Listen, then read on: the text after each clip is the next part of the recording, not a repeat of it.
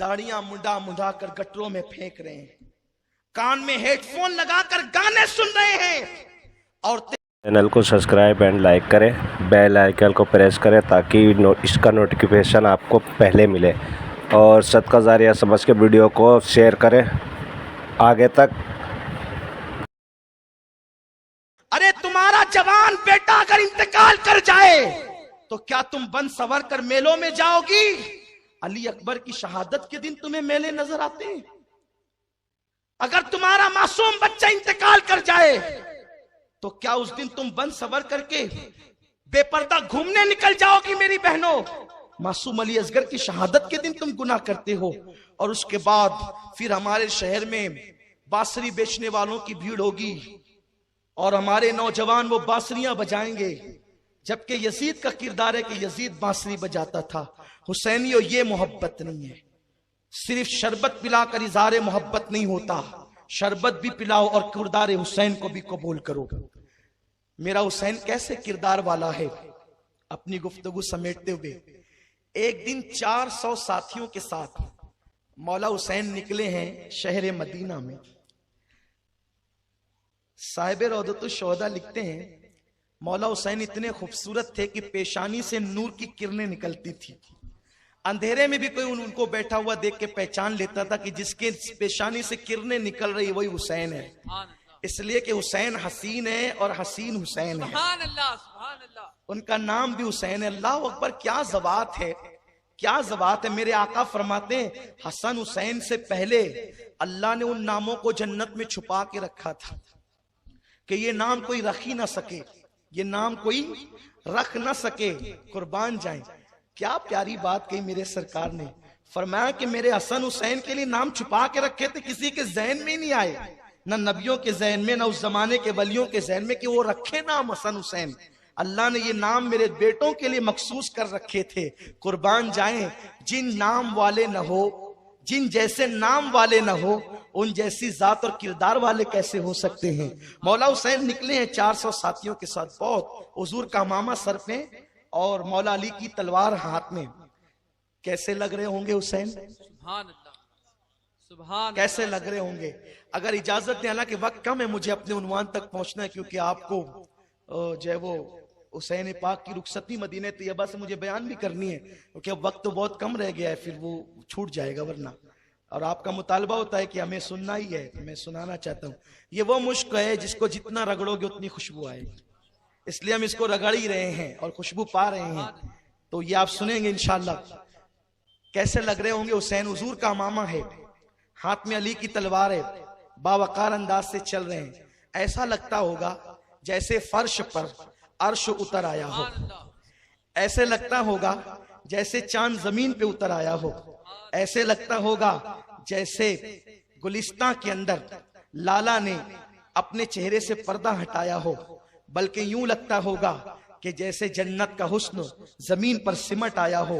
हुसैनी शान से चल रहे हैं। एक बंदा आता है, इतने बावकार अंदाज से चलते हुए देख करके लोगों से पूछता है, कौन है ये? कौन है? कौन है ये? किसी ने कहा ये हुसैन है, ये हुसैन है। आ गया, गुस्ताख था, आ गया। अच्छा, तू अबू तालिब का पोता है? इसका मतलब कुछ ऐसे सरफिरे भी उस जमाने में थे कि जिनको हजम नहीं होती थी अहले बैत। लेकिन अहले बैत का क्या उसमें बिगड़ता है? लेकिन देखो हुसैन पाक का किरदार क्या है, कुछ सीखो इससे। तू अबू तालिब का पोता है? आपने मुस्कुरा के कहा हाँ। अच्छा, वो अली का बेटा है तू? हाँ। वो तेरा बाप तो बड़ा फितना अंगेज था, माज़अल्लाह, बड़े फितने पैदा किए उसने। लोगों ने तलवारें निकाली, जो साथी थे। चुप रहो, ये बात मुझसे करता है, तुम्हारी तलवारें क्यों निकलती है? मौला हुसैन ने जब सुना तेरा बाप तो फितना अंगेज था, आप फरमाते हैं, ओ अल्लाह के बंदे, क्या तू भूखा है कि मैं तुझे खाना खिलाऊं? क्योंकि हो सकता है तू भूख की चिढ़ की वजह से ऐसा बक रहा हो। क्या तू प्यासा है ताकि मैं तुझे पानी पिलाऊं? हो सकता है प्यास की शिद्दत में तेरी जबान से जुमले निकल गए हो।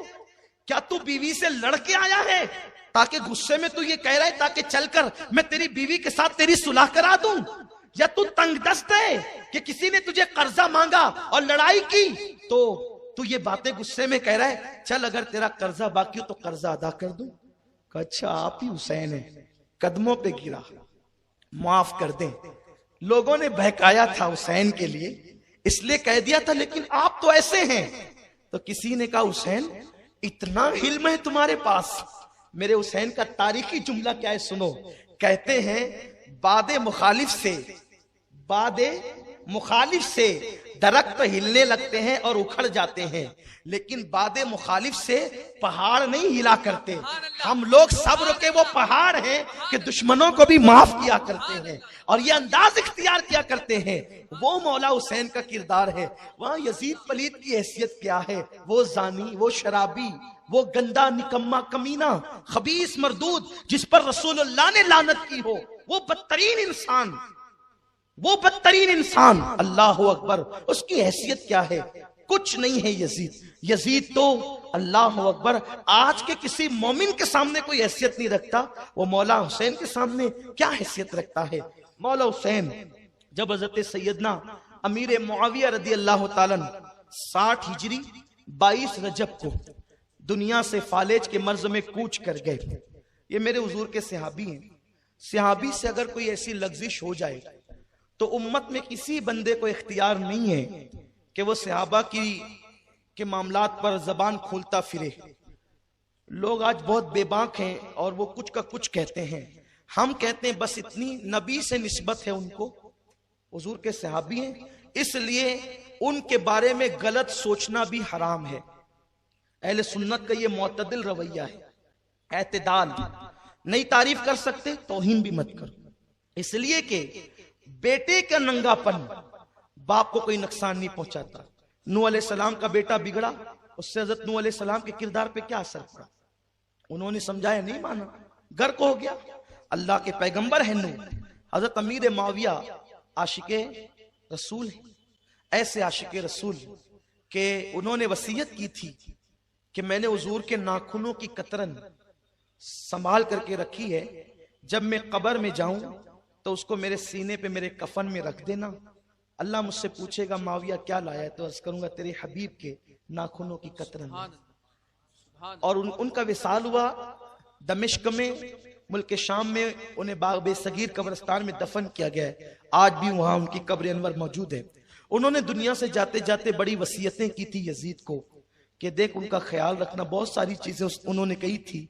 लेकिन जब उनका विसाल हो गया 22 रजब को, अच्छा 22 रजब को हजरत अमीर मुआविया का विसाल हुआ, तो हम जो पूरियां पकाते हैं वो हजरत अमीर मुआविया के विसाल की खुशी में नहीं पकाते, कि ये हम पे इल्जाम है कि हम माज़अल्लाह उस खुशी में पकाते हैं। और अगर बिल फर्ज कोई उस खुशी में पका भी ले कि अमीर मुआविया की मुलाकात अल्लाह उसके रसूल से, वे उस खुशी में अगर पका भी ले, तो तुम्हारे यहाँ तो मसला तो पहले ही तुम बयान कर चुके हो कि शोक 3 दिन मनाना चाहिए।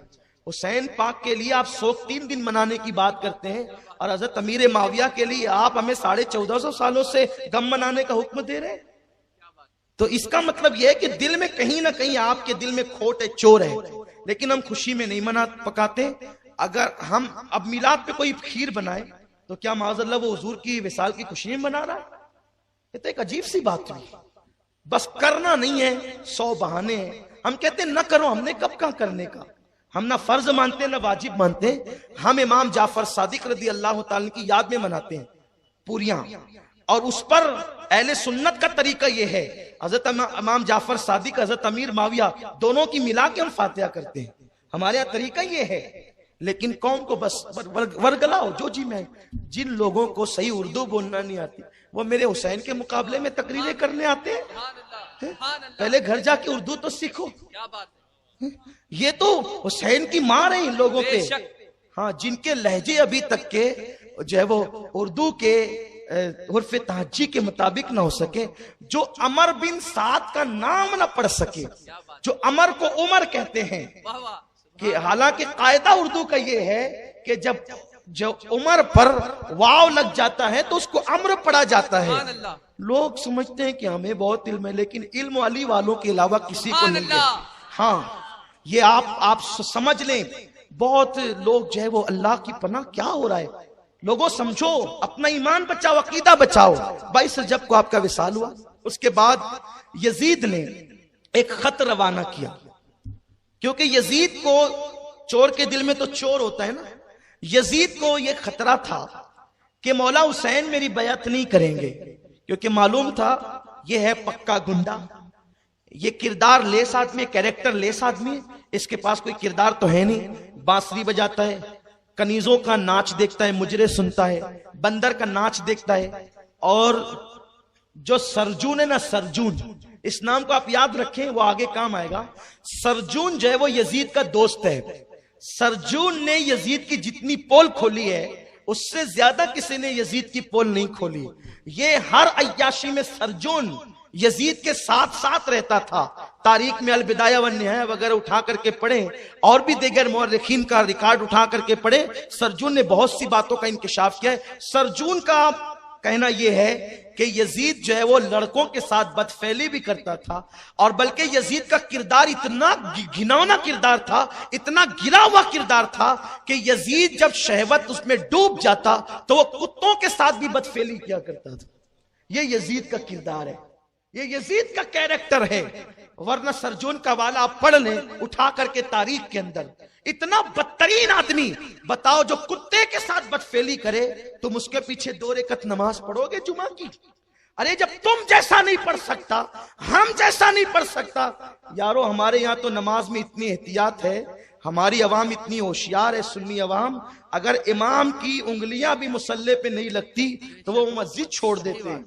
बोले हमारे इमाम साहब की उंगलियां नहीं लगती, और चूंकि वो 3 उंगलियां लगाना वाजिब है, तो है दाढ़ी मुंडा, दाढ़ी नहीं है चेहरे, लेकिन कहेगा कि नहीं मैं नहीं पढ़ता। यानी ये हालत है, जिस कौम की गैरत का हाल ये हो, जिस कौम की गैरत की कैफियत ये हो, उस कौम के आका हुसैन वो जो कुत्ते से बदफेली करता हो, और मौला हुसैन को मालूम है उसके हाथ में हाथ दे दे, उससे बयात कर ले, कैसे हो सकता है? उसने भेजा हुसैन को, कहो वलीद से कहा, वलीद जो मदीने का गवर्नर था उससे कहा, हुसैन को कहो वलीद इब्ने उकबा कि वो मेरी बैत करें। अब्दुल्ला इब्ने जुबैर से भी कहना, अब्दुल्ला इब्ने उमर से भी कहना, अब्दुर्रहमान इब्ने अबू बकर से भी कहना। ये 4 नाम उसने खास लिए, और उसके बाद कहा कि ये सबसे बैत लेना, बैत करे तो ठीक है। अब देखो उसका कहना, अगर ये बैत न करें इन्हें कत्ल कर देना, चारों को। ये चारों बड़े सहाबा की औलाद और खुद बड़े, मौला अली के बेटे इमाम हुसैन, हज़रत अबू बकर के बेटे अब्दुर्रहमान, हज़रत उमर के बेटे अब्दुल्ला, और हज़रत जुबैर इब्ने अव्वाम जो हुजूर के साड़ू हैं, उनके बेटे जनाबे जुबैर, जनाबे अब्दुल्ला इब्ने जुबैर। ये नाम उसने पेश किए। ये बयात करे तो ठीक, वरना इन्हें कत्ल कर देना। अब ये चीज जब वलीद के पास आई, वलीद ने खत पढ़ा, घबरा गया। मौला हुसैन को कत्ल करने की बात की इसने, तो उन्होंने मरवान को बुलाया। मरवान इब्ने हकम, ये मरवान वो शख्स है, मरवान वो इंसान है, बुखारी शरीफ की हदीस है। देखो यजीद के फेवर करने वालों में कैसे कैसे लोग हैं, मैं फिर हवाला दे रहा हूं, बुखारी शरीफ की हदीस है, और उसको नकल किया है इब्ने कसीर, अल्लामा इब्ने तैमिया के शागिर्द ने। अल्लामा इब्ने तैमिया वो बंदा है जिसने सबसे पहले मिंबर पे चढ़ करके अल्लाह की तौहीन की इस तरह से कि जैसे मैं कुर्सी पे बैठता हूं तो मेरे वजन से कुर्सी चरचर करती है, वैसे अल्लाह रब्बुल इज्जत भी अपनी कुर्सी पे बैठता है तो उसके वजन से उसकी कुर्सी चरचर करती है। जैसे मैं उतरता चढ़ता हूं वो बिदती है इब्ने तैमिया।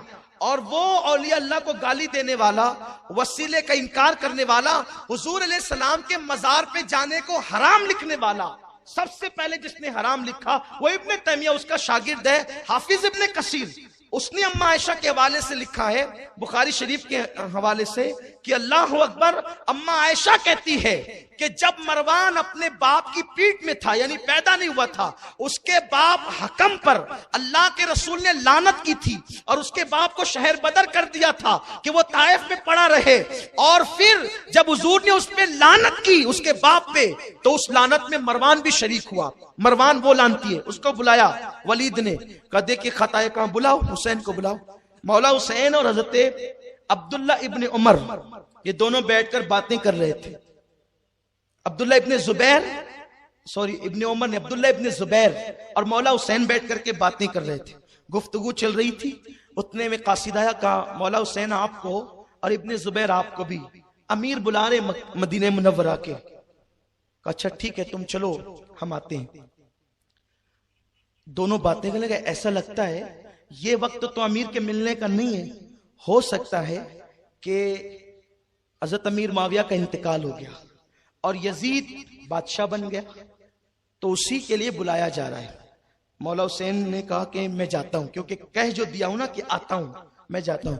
इब्ने जुबैर ने कहा तुम जाओ, मैं तो यहां से सीधे अब मक्का ही जाऊंगा, मैं मदीने में रुकने वाला नहीं। वो फौरन वहां से मक्कतुल मुकर्रमा की तरफ रवाना हो गया, उस तरफ जल्दी के जल्दी। ये उधर घर गए और 30 जवानों को साथ लिया। कहा कि देखो अगर मेरी आवाज ऊंची हो ना तो तुम लोग अंदर आ जाना, और जब तक मैं ना कहूं लड़ाई शुरू नहीं करना, क्योंकि हालात ठीक नहीं है। जाने से ऐसा लगता है कितने ज़हीन थे मौला हुसैन, दूरअंदेशी किस कदर थी कि खत आया है इसके बारे में आपने महसूस कर लिया था। मौला हुसैन गए अंदर। वलीद ने कहा कि हज़रत अमीर माविया का इंतकाल हो गया, आपने इन्ना लिल्लाह पढ़ी और मगफिरत की दुआ की और ताज़ियत फरमाई। इससे भी हज़रत अमीर माविया की बुलंदी जाहिर होती है। जिसकी दुआएं मगफिरत मौला हुसैन करते हों उनकी दुआ तो कभी रद्द हो नहीं सकती। तो इसका मतलब यह है कि अगर वो काफिर होते माज़अल्लाह, या मुनाफिक होते, या वो माज़अल्लाह इस्लाम से हट गए होते, तो मौला हुसैन उनकी कभी भी मगफिरत की दुआ नहीं करते। हर किताब में लिखा है कि उन्होंने मगफिरत की दुआ की। कहा कि आप यजीद की बैत कर लें। आपने फरमाया इस तरह खुल कर, इस तरह से जो तुम बात कर रहे हो कि यजीद की बैत कर लो, मेरे जैसा आदमी जब बैत करेगा तो खुले मैदान में करेगा। इस तरह चुपके चुपके खामोशी से मुझ जैसे आदमी से बैत लेना यह मुनासिब नहीं है। एक काम करो, बाहर चलो, ऐलान करो और उसके बाद फिर जो होगा देखा जाएगा। तो वलीद ने कहा ए मौला आपने तो बात ठीक कही। वलीद ठीक ठाक आदमी था, आपने ठीक कही बात, ठीक है आप जाएं, मैं जय वो सारी सूरत हाल यजीद को लिखता हूं, मामला मालूम करता हूं कि ऐसी बात आप कहते हैं। मरवान ने कहा वलीद इसे कत्ल कर, अगर तूने इसे जाने दिया तो दोबारा तू इस पर काबू नहीं पा सकेगा। मौला हुसैन रुक गए। अच्छा इब्ने जरका तू मुझे कत्ल करेगा या ये करेंगे, तुम लोग मुझे कत्ल करोगे? खुदा की इज्जत की कसम, न तेरे अंदर हिम्मत है न इनमें। वलीद ने कहा हज़रत आप जाए, अगर पूरी दुनिया की नेमत भी मुझे दे दी जाए और आपको कत्ल का हुक्म दिया जाए तो मैं पूरी दुनिया की नेमत ठुकरा दूं, लेकिन आपको कत्ल नहीं करूंगा। आपके पैर में कांटा चुभे ये हमें गवारा नहीं है, क्योंकि अभी चंद दिन ही तो गुजरे, हमने देखा है कि सहाबा ने आपको कंधे पे बिठाया है, सहाबा आपका एहतराम करते हैं। फिर मौला हुसैन वहां से निकले, घर आए और घर वालों को कहा हम लोगों को अब मदीना छोड़ देना है। जिस इम्तिहान की खबर अल्लाह के रसूल ने हमें दी थी वो दिन आ गए और हम लोगों को मदीना तैयबा छोड़ करके अब कहीं और जाना है। इसलिए तुम लोग तैयारी करो और इंतजार करो कि हम लोगों ने मदीने छोड़ देना है। यहां पर एक बात करके गुफ्तगू खत्म करता हूं। जहां तक आपको ले जाना था हम वहां नहीं जा सके, जो है वो गुफ्तगू दरमियान में बहुत निकल गई और हम वहां तक नहीं पहुंच सके। इंशाल्लाह ये तसलसल कल जारी रहेगा। एक बात जो आखिर में कहना चाहता हूं वो ये है, लोग ये कहते हैं कि इमाम हुसैन ने ही बैत क्यों नहीं की, और भी सहाबा की औलादे थी उन्होंने तो बैत कर ली ना। हम कहते हैं 61 के बाद आप उठा करके देखें स्याह सित्ता, गसीलुल मलाइका के साहबजादे जनाबे अब्दुल्ला इब्ने हंजला गसीलुल मलाइका, वो फरमाते हज़रत गसीलुल मलाइका के साहबजादे अब्दुल्ला इब्ने हंजला गसीलुल मलाइका फरमाते कि हमने उस वक्त यजीद की बैत तोड़ दी और उस पर खुरूज किया जब हमको ये खौफ हुआ कि अगर हमने यजीद के खिलाफ एहतजाज नहीं किया तो अल्लाह की तरफ से कहीं आग ना बरस पड़े। तो लोगों ने पैरों से जूते निकाल करके फेंके और कहा जैसे हम पैर से जूता निकाल के फेंक रहे हैं वैसे हम यजीद की बैत निकाल के फेंक रहे हैं। लोगों ने सर की टोपियां निकाल के फेंकी और कहा जैसे हम टोपियां फेंक रहे हैं वैसे यजीद की बैत फेंक रहे हैं। तो आप कहते हैं कि इमाम ने क्यों बैत नहीं की? यारो गलत रास्ते जा करके वापस पलट आना, ये किसी दानिश्वर का सेवा नहीं होता, ये किसी दूरंदेश का सेवा नहीं होता। जिस बात को बाद वालों ने 61 हिजरी के बाद महसूस किया, हुसैन ने उस बात को सन 60 हिजरी में महसूस कर लिया था। आप इतने दूरंदेश थे, आपने मामला समझ लिया था। जो चीज इमाम हुसैन को समझ में आई, अगर वो दूसरों को भी समझ में आती तो वो लोग उस वक्त बैत नहीं करते। और जब समझ में आ गया तो उन सब ने यजीद का बायकाट किया और यजीद के खिलाफ एहतजाज किया। कम लोगों को लेकर के इमाम हुसैन जो उठे हैं ना, उनसे लोगों ने बहुत रोशनी ली है कि बातिल के खिलाफ उठ करके खड़े होना ये हुसैन का तरीका है। इसीलिए गांधी जी हिंदुस्तान में जब बरतानवी साम्राज्य के खिलाफ उठ करके खड़े हुए, चंद लोग उनके साथ थे, तो लोगों ने गांधी जी से कहा, इतने कम लोगों को इतनी बड़ी हुकूमत से आप ले जाकर के टकराएंगे, तो इतने कम लोगों को ले जाना अक्लमंदी नहीं। गांधी ने कहा था, ये बात मैंने हुसैन से सीखी है, ये बात मैंने हुसैन से सीखी है। हुसैन वो है, आप हुसैन को नापिए मत, तौलिए मत। दुनिया में अल्लाह ने कोई ऐसा तराजू ही पैदा नहीं किया जिसमें हुसैन तौला जा सके। अल्लाह ने दुनिया में कोई ऐसा नाप ही पैदा नहीं किया जिससे हुसैन नापा जा सके। अल्लाह ने दुनिया में कोई ऐसे अल्फाज ही पैदा नहीं किए जिसमें हुसैन पाक की मुकम्मल फजीलत बयान की जा सके। हुसैन हुसैन है, बस मौला हुसैन को सही तौर पे पेश करने की जरूरत है। किसी मुफक्किर ने कहा था, इंसान को बेदार तो हो लेने दो, हर कौम पुकारेगी हमारे हैं हुसैन, हुसैन पूरी कौम के है। और डॉक्टर बाबा साहब अम्बेडकर ने कहा था, मैं हुसैन को खिरात पेश करता हूं। किसी ने कहा था, डॉक्टर साहब हुसैन आपके मजहब के नहीं है, फिर भी आप उनको खिरात पेश करते हैं। तो डॉक्टर ने कहा था, दरअसल हुसैन ने एक बंदे के खिलाफ एहतजाज किया था जो हुकूमत वाला था, कि वो फूफी से निकाह करता था, सौतेली माँ को अपने हरम में रखता था, सौतेली बहन से निकाह को जायज समझता था। अगर हुसैन करबला में ना आते तो हमारी फूफियों की इज्जत भी खतरे में पड़ जाती, हमारी सौतेली माओ की आबरू भी खतरे में पड़ जाती। हुसैन ने करबला में जा करके सिर्फ इस्लाम ही नहीं बचाया है, हुसैन ने करबला में जा करके कायनात की हर बेटी की आबरू बचाई है, हर बेटी की इज्जत बचाई है। ये मौला हुसैन का किरदार है। जो तासुब की ऐनक हटा करके देखेंगे उनको मौला हुसैन नजर आएंगे। और जो आयत मैंने तिलावत की, अल्लाह फरमाता है, सुम्मा लतुसअलुन्ना यौमइज़िन अनिन नईम। इसकी तफसीर करते अब्दुल्ला इब्न अब्बास कहते हैं, अल्लाह ने फरमाया कि कयामत के दिन मैं तुमसे नईम के बारे में पूछूंगा, नईम नेमत के बारे में। तो फरमाया क्या पूछेगा वो? यहां नईम से मुराद क्या है? इब्ने अब्बास कहते हैं, अल्लाह क़यामत के दिन अली और औलाद अली के हक के बारे में तुमसे पूछेगा कि तुमने अली का और औलाद अली का कितना हक अदा किया।